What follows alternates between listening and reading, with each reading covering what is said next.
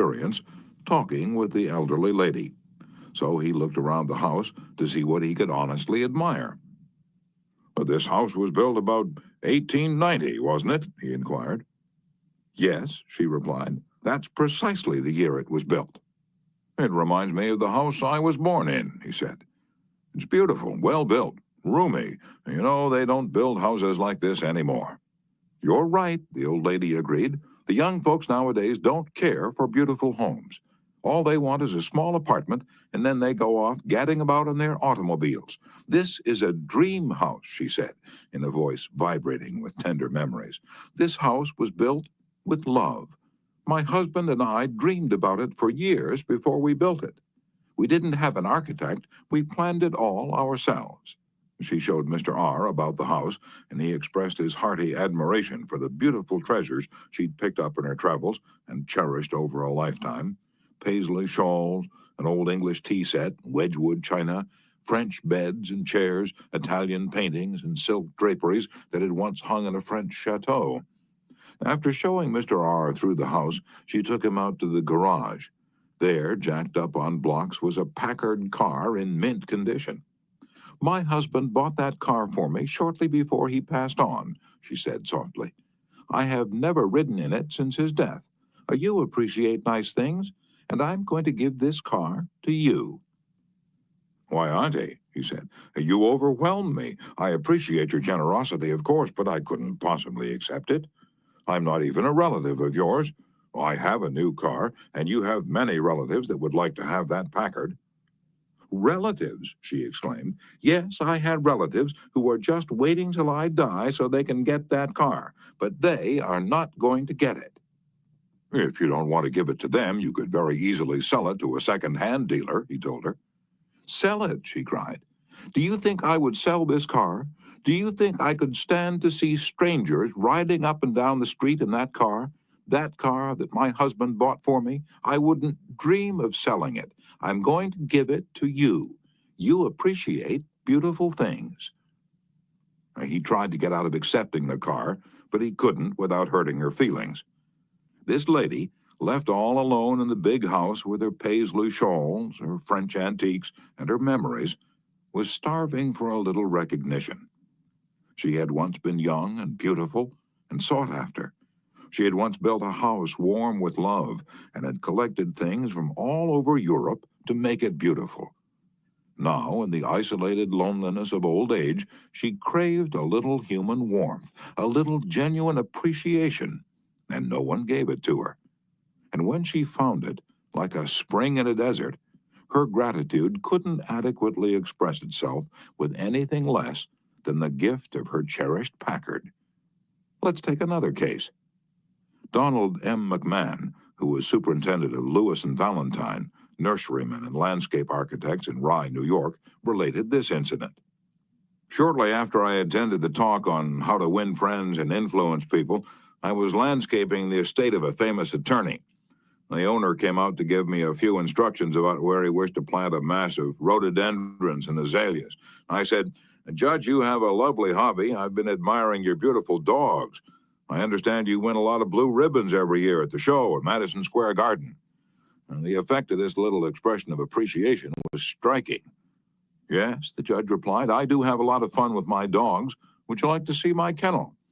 He spent almost an hour showing me his dogs and the prizes they'd won.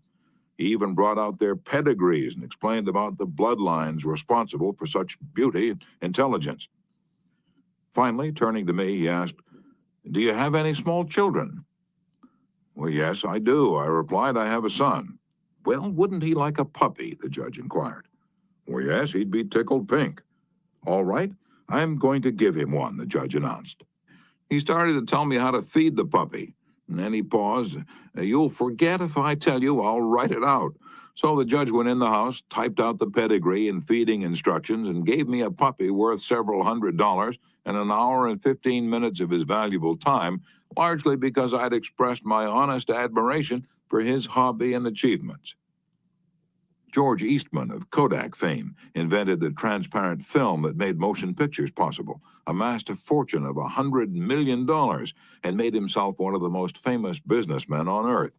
Yet in spite of all these tremendous accomplishments, he craved little recognitions, even as you and I. To illustrate, when Eastman was building the Eastman School of Music and also Kilbourne Hall in Rochester, James Adamson, then president of the Superior Seating Company of New York, wanted to get the order to supply the theater chairs for these buildings. Phoning the architect, Mr. Adamson made an appointment to see Mr. Eastman in Rochester. When Adamson arrived, the architect said, "I know you want to get this order, but I can tell you right now that you won't stand a ghost of a show if you take more than 5 minutes of George Eastman's time. He's a strict disciplinarian. He's very busy, so tell your story quickly and get out." Adamson was prepared to do just that. When he was ushered into the room, he saw Mr. Eastman bending over a pile of papers at his desk. Presently, Mr. Eastman looked up, removed his glasses, and walked toward the architect and Mr. Adamson, saying, "Good morning, gentlemen. What can I do for you?" And the architect introduced them, and then Mr. Adamson said, "While we've been waiting for you, Mr. Eastman, I've been admiring your office. I wouldn't mind working in a room like this myself. I'm in the interior woodworking business, and I never saw a more beautiful office in all my life." And George Eastman replied, "You remind me of something I had almost forgotten. It is beautiful, isn't it? I enjoyed it a great deal when it was first built, but I come down here now with a lot of other things on my mind and sometimes don't even see the room for weeks at a time." Adamson walked over and rubbed his hand across a panel. "And this is English oak, isn't it? A little different texture from Italian oak." "Yes," Eastman replied. "Imported English oak. It was selected for me by a friend who specializes in fine woods."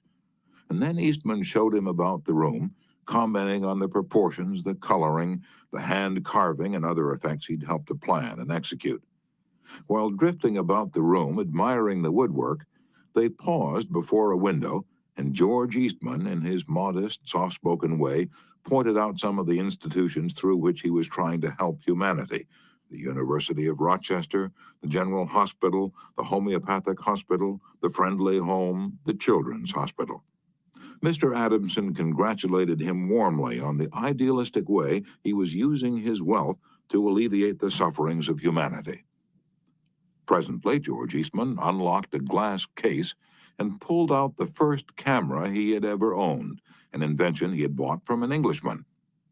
Adamson questioned him at length about his early struggles to get started in business. Mr. Eastman spoke with real feeling about the poverty of his childhood, telling how his widowed mother had kept a boarding house while he clerked in an insurance office. The terror of poverty haunted him day and night, and he resolved to make enough money so that his mother wouldn't have to work. Mr. Adamson drew him out with further questions and listened absorbed while he related the story of his experiments with dry photographic plates. He told how he had worked in an office all day and sometimes experimented all night, taking only brief naps while the chemicals were working, sometimes working and sleeping in his clothes for 72 hours at a stretch. James Adamson had been ushered into Eastman's office at 10:15 and had been warned that he must not take more than 5 minutes, but an hour had passed, and then 2 hours passed, and they were still talking. Finally, George Eastman turned to Adamson and said, "The last time I was in Japan, I bought some chairs, brought them home and put them on my sun porch, but the sun peeled the paint, so I went downtown the other day and bought some paint and painted the chairs myself. Would you like to see what sort of a job I can do painting chairs? All right, come up to my home and have lunch with me, and I'll show you." The order for the seats amounted to $90,000. Now, who do you suppose got the order? James Adamson or one of his competitors? From the time of this story until Mr. Eastman's death, he and James Adamson were close friends. Claude Marais, a restaurant owner in Rouen, France, used this principle and saved his restaurant the loss of a key employee. This woman had been in his employ for 5 years and was a vital link between Monsieur Marais and his staff of 21 people. He was